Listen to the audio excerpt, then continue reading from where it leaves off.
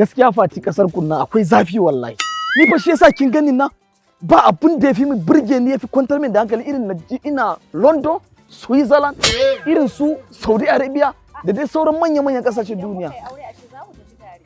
Ashe kin gane hajiya na, kin gane wallahi. Amma ga shi zafi gaba ɗaya ki dube ki gaba ɗaya haba nan ma da ba ina kulawa da ke ba da yake nan. Kin ga wannan wawan yake yana ta damuna ko? Wani wawan balarabe ne a Saudi. Hankali na kwance. In dai ƙarya ke makareci Allah ya kwashe masa albarka. In dai ba ka da aiki sai ƙarya. Ƙarya da ita kake ganin zaka nema kanka mafita. Kai baka dauki hanyar bullewa ba. Yanzu kai da kayan wani zaka yi ƙarya kenan. Kai baka da kayan kanka. Ina zuwa bari ji da shi. In dai haka ba kayan nike yake.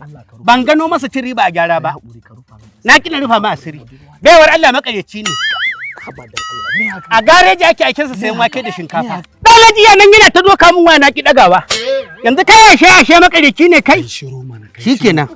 Za ka ga Allah ya kara maka daraja dan Alhaji. Ka wani yanzu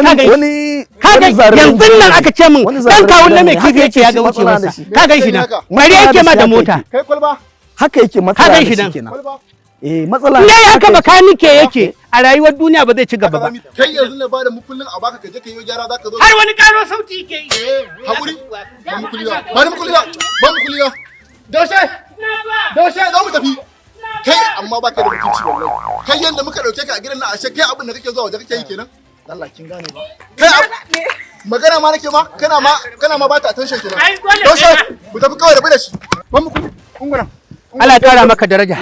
Yanzu kai ashe makareci ne kai? Kai?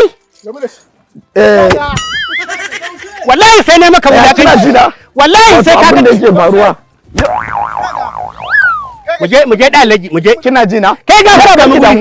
Na gode ma Allah saboda ban taba tunanin ana min hasada da kiyayya akan dukiyar da nake da shi ba sai yau. Kwal ubanka ko ka wuce da gudu ko kuma ba Fati ni zaki maka.